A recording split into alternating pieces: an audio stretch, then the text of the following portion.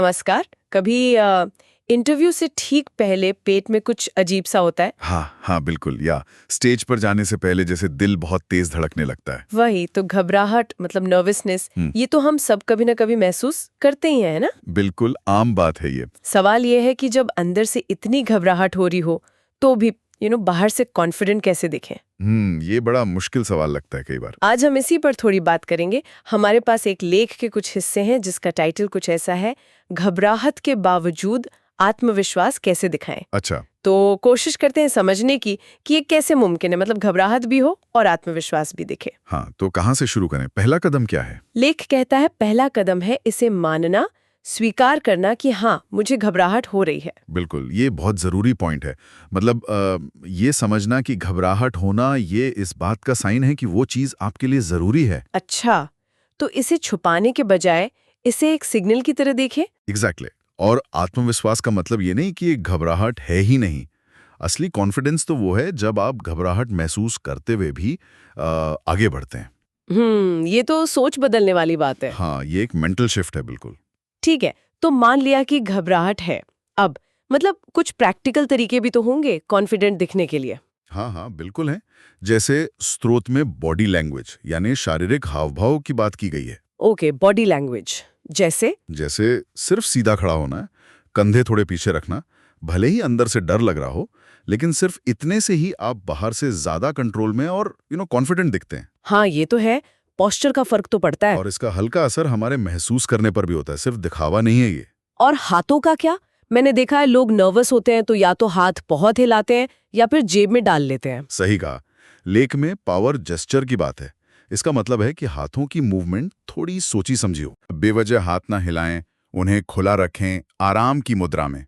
जब बात कर रहे हो तो धीरे से उद्देश्य के साथ हाथों का इस्तेमाल करें, जैसे पॉइंट बताते हुए हाथ खोलना। अच्छा, फिजूल की हरकतें ना करना। हाँ, इससे स्थिरता दिखती है, कंट्रोल दिखता है। समझ गए। तो पोस्चर हो गया, जेस्चर हो गए, और बातचीत के वक्त जैसे आई कांटेक्ट। नजर मिलाना ये जरूरी है, लेकिन इसका मतलब ये नहीं कि आप सामने वाले को घूरते रहें। हाँ वो तो अजीब लगेगा। बस कुछ पलों के लिए सीधे देखना।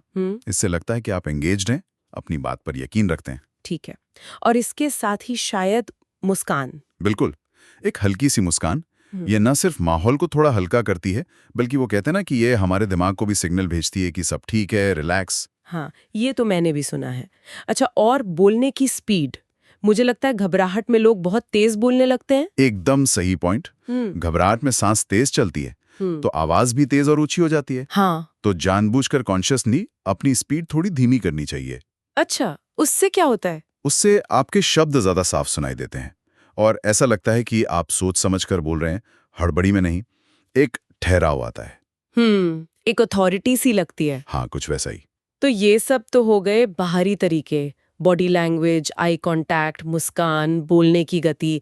लेकिन जो अंदर घबराहट चल रही है उसका क्या? हाँ, ये बहुत इंपॉर्टेंट सवाल है, क्योंकि सिर्फ बाहर से एक्टिंग करने से काम नहीं चलेगा पूरी तरह। वही तो। अंदरूनी सोच यानी इनर माइंडसेट पर काम करना भी उतना ही जरूरी है। स्रोत इस पर जोर देता है। कैसे?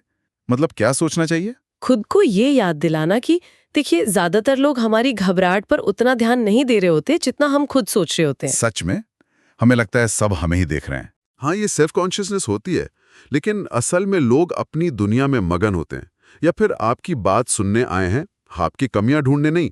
ये सोच अपनाने से ही काफी दबाव कम हो जाता है। बात तो सही है, मतलब लोग हमें उतना जज नहीं कर रहे हैं जितना हम खुद को कर रहे हैं। बिल्कुल। तो ये सब सुन के ऐसा लग रहा है कि आत्मविश्वास कोई ऐसी चीज नहीं है जो बस होती है या नहीं होती।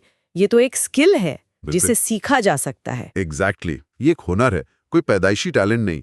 इसे प्रैक्टिस से, अभ्यास से मजबूत किया जा सकता है। जैसे कोई मसल ट्रेन करते हैं। हाँ, बिल्कुल वैसा ही। अगली बार जब भी घबराहट महसूस हो तो इनमें से कोई एक दो टेक्निक ट्राई करें। सीधे खड़े हो जाएं या बोलने की स्पीड धीमी कर लें।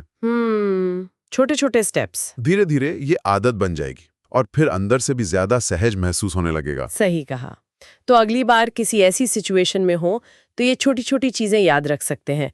बॉडी पोस्चर, नजरें मिलाना, धीमी गति और वो पावर जेस्चर। हाँ, और सबसे जरूरी, अपने अंदर की आवाज को थोड़ा शांत करना। याद रखना कि आप केपेबल हैं। और आखिर में स्रोत की वो लाइन इस पूरी बात को समेट देती है। Confidence is not the absence of fear, it's the decision to move forward despite it. मतलब आत्मविश्वास डर का न होना नहीं है। बल्कि डर के बावजूद आगे बढ़ने का फैसला है। वाह, ये तो बहुत गहरी बात है। शायद यही सबसे बड़ा टेक अवे है। बिल्कुल।